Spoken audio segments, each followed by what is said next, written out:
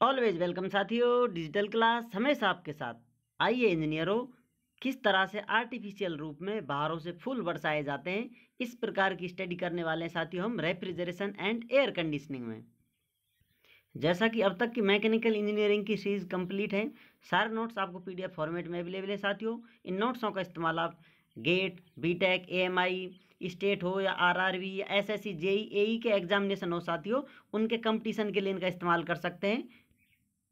और इसी के साथ साथ ही अपनी जनरल नॉलेज में साथियों जियोग्राफी और दूसरी history, Indian history, world history भी कवर की गई है साथियों। उसमें ये कंप्लीट सीरीज है। सारा कंटेंट आपको पीडीएफ फॉर्मेट में अवेलेबल है। आपका टाइम सेव करने के लिए हमारी तरफ से छोटा सा प्रयास है, आप इससे संबंधित हमें अपने सुझाव दे सकते हैं, आपके विचार हमारे साथ साझा कर सकते हैं। आपके फीडबैक का हमें इंतजार रहेगा। हाँ तो इंजीनियरों, तैयार हो जाइए refrigeration and air conditioning by digital class. Digital class के द्वारा रेफ्रिजरेशन और साथ ही एयर कंडीशनिंग ये कवर करने वाले हैं हम। इस टॉपिक को, इस सब्जेक्ट को कंप्लीट करने से पहले साथियों आपके लिए सुझाव है, आप थर्मोडायनेमिक्स कंप्लीट कर आएँ, जो कि सीरीज़ हमने कंप्लीट करा रखी है। फुल प्ले लिस्ट अवेलेबल है आपके लिए, क्योंकि ये एक तरह से थर्मोडायनेमिक्स का ही एप्लीकेशन पार्ट है। जो भी कुछ उसमें कवर कराया गया है साथियों, उसके बेसिक कॉन्सेप्ट यहाँ पर काम आने वाले हैं, उनका हम यहाँ पर इस्तेमाल करेंगे। तो चलिए साथियों शुरुआत करते हैं रेफ्रिजरेशन से। ये रेफ्रिजरेशन क्या होता है साथियों? Objective of refrigeration is maintain the temperature of A given control volume below ambient temperature. Refrigeration का साथियों उद्देश्य क्या होता है? अब तक हमने हीट पंप पढ़ा है साथियों, रेफ्रिजरेशन पढ़ा है, ये सब स्टडी करते हैं। या तो हीट हम देते हैं साथियों किसी सिस्टम के लिए, सिस्टम से हीट बाहर ली जाती है, उस पर या तो वर्क लिया जाता है साथियों या फिर उसको वर्क दिया जाता है, और कुछ हीट रिजेक्ट की जाती है। इस प्रकार का सिस्टम हम थर्मोडायनेमिक्स में पढ़ चुके हैं। अब इसमें से इस वर्क के ऊपर हम कार्य दे रहे हैं, इसको मेंटेन करने के लिए काम कर रहे हैं या फिर इसको मेंटेन करने के लिए काम कर रहे हैं साथियों, उससे रेफ्रिजरेशन और हीट पंप डिसाइड किए जाते हैं। तो यहाँ पर रेफ्रिजरेशन का इस्तेमाल किस लिए हो रहा है साथियों? कोई सिस्टम है, अपना सिस्टम, किसी चीज़ को आप मान सकते हैं जहाँ आपने बाउंड्री बना दी वहीं सिस्टम है। तो इस प्रकार से साथियों वो सिस्टम है, उस सिस्टम पर आप टेम्परेचर कंट्रोल करना चाहते हैं। मान लेते हैं रूम है साथियों, यहाँ से टेम्परेचर निकालेंगे, मान लेते हैं 30 डिग्री बाहर है साथियों, 30 चारों तरफ होगा एम्बिएंट टेम्परेचर इसके सराउंडिंग में, और यहाँ पर आप 20 करना चाहते हैं साथियों, इस टेम्परेचर को मेंटेन रखना चाहते हैं। तो यहाँ से आपको लगातार हीट निकालनी होगी।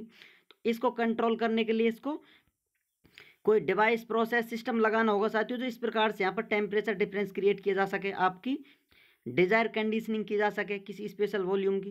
तो इसी को साथियों रेफ्रिजरेशन कहते हैं। इसका ऑब्जेक्टिव है, objective of refrigeration is to maintain temperature, maintain करना होता है साथियों गिवन कंट्रोल वॉल्यूम का, किसी कंट्रोल वॉल्यूम का, बिलो एम्बिएंट टेम्परेचर, जो वातावरण है साथियों, एटमॉस्फेरिक टेम्परेचर है, बाहर का मौसम है, उस तापमान से कम जितना आप चाहते हैं उसको मेंटेन करने के लिए जो प्रोसेस, सिस्टम काम में लिए जाते हैं साथियों, या कहा जाए वही प्रक्रिया रेफ्रिजरेशन कहलाती है। अब जानते हैं विद्वानों एयर कंडीशनिंग क्या होती है। In air conditioning objective is, यहाँ पर कंडीशन क्या है साथियों एयर कंडीशनिंग की? Condition the air as per human comfort. यहाँ पर साथियों इन एयर कंडीशनिंग ऑब्जेक्टिव होगा अपना कंडीशन द एयर, एयर को कंडीशन बनाना है साथियों, उसकी कंडीशनों को लेकर आना है जो ह्यूमन कंफर्ट के लिए अच्छी हों, या फिर कहा जाए जैसा ह्यूमन कंफर्ट इंसानों के लिए जो सुविधाजनक लगे, इस प्रकार की एयर को कंडीशन कर प्रस्तुत करना एयर कंडीशनिंग कहलाता है। अब एयर की कंडीशन किस प्रकार की होनी चाहिए साथियों? कुछ तो मापदंड होने चाहिए, मेजरमेंट होने चाहिए, कब आप एयर को कंडीशन कहोगे या फिर कब आपको कंफर्ट महसूस होगा। तो इसमें से क्या क्या फैक्टर हैं साथियों, उन पर चर्चा करते हैं। Some factors affecting the human comfort, जो कुछ फैक्टर हैं साथियों जो ह्यूमन कंफर्ट को अफेक्ट करते हैं, उनमें से क्या है साथियों? जो हवा है उसका तापमान, एयर टेम्परेचर, उसकी वेलोसिटी किस प्रकार से फ्लो कर रही है, मॉइस्चर कंटेंट, उसमें आर्द्रता कितनी है इन एयर साथियों, उसे ह्यूमिडिटी कहा जाता है, ह्यूमिडिटी कितनी है, और क्वालिटी ऑफ एयर, उसमें से स्मेल तो नहीं आ रही है, क्या गुणवत्ता है उस एयर की।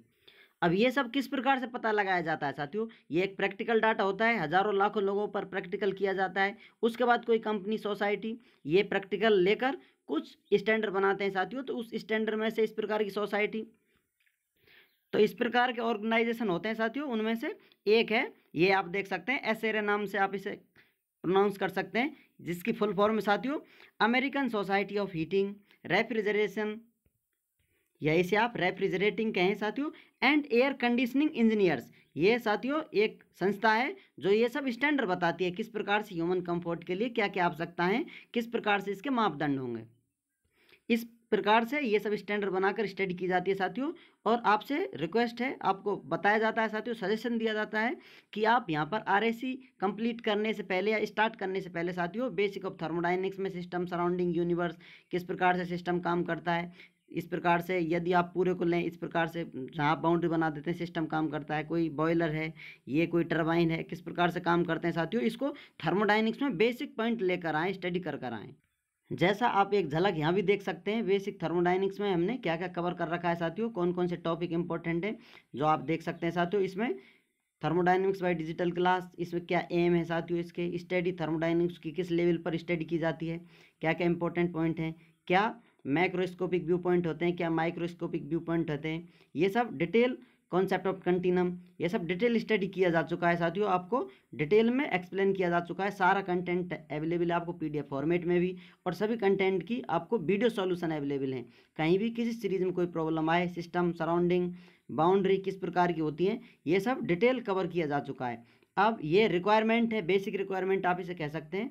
आप आरएससी कंप्लीट करने आए तो आपको ये सारी चीज़ें पता होना चाहिए, किस प्रकार से कौन सा टॉपिक, कौन सा पॉइंट किस प्रकार से काम करता है, ये सारी जानकारी आपको होगी तो ही आप अच्छे से कंटिन्यू कर पाएंगे, क्योंकि हम आरएससी में इन सब का इस्तेमाल करने वाले हैं। State of A system, Gibbs fails rule, thermodynamic properties, thermodynamic processes and path of process, reversible quasi static process, thermodynamic cycles क्या होते हैं, किस प्रकार से कोई सिस्टम इक्विलिब्रियम में होता है, मैटर ये बेसिक से देखा गया है, यहाँ पर आइडियल गैस हैं, फ्लूइड हैं, कौन कौन से लॉ हैं साथियों, चार्लीज, अवागाद्रो, गैलुसेक, आइडियल गैसों पर स्टडी की जा चुकी है। ये सारी चीज़ें आपको इस्तेमाल होने वाली हैं आरएससी में।